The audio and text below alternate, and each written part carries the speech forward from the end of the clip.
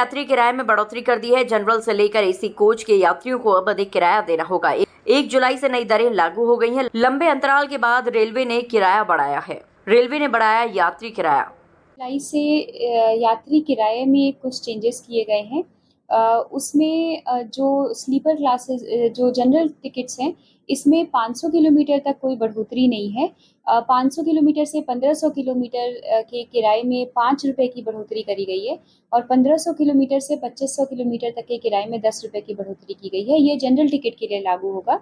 इसके अलावा जो मेल एक्सप्रेस गाड़ियाँ हैं, उनकी स्लीपर श्रेणी में 1 पैसा प्रति किलोमीटर की बढ़ोतरी करी गई है और जो एसी क्लासेस हैं या राजधानी और एसी चेयर कार वाली गाड़ियां हैं, उनमें 2 पैसा प्रति किलोमीटर की बढ़ोतरी किराए में करी गई है। मैडम, वंदे भारत और गतिमान ट्रेनों में भी जो एग्जिस्टिंग फेयर है, उसमें एसी के किराए वाली जो बढ़ोतरी है वो लागू होगी। मैडम ये जो रेलवे किराए का जो रिविजन था वो लगभग 5 साल पहले हुआ था, तो उसके बाद ये 5 साल के अंतर के बाद ये बढ़ोतरी करी गई। कितना अगर हम इसमें देखें तो सबसे ज़्यादा यात्रा करने वाले जो जनरल क्लास के यात्री हैं, जो शॉर्ट डिस्टेंस की यात्रा करते हैं 500 किलोमीटर तक की, उनमें कोई बढ़ोतरी नहीं की गई है।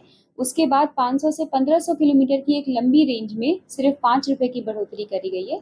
तो रेलवे के हिसाब से बहुत न्यूनतम किराया बढ़ाया गया है और एसी क्लासेस में भी सिर्फ 2 पैसे प्रति किलोमीटर की बढ़ोतरी है, जिससे बहुत ज़्यादा असर नहीं पड़ेगा। मैडम, यात्रियों में सबसे रेलवे बोर्ड की जो लेटेस्ट गाइडलाइंस है, उसके हिसाब से जो सबअर्बन ट्रेनें होती हैं, उनमें कोई बढ़ोतरी नहीं है और साथ ही जो एमएसटी का टिकट बनता है महीने वाला, उसमें भी कोई बढ़ोतरी नहीं।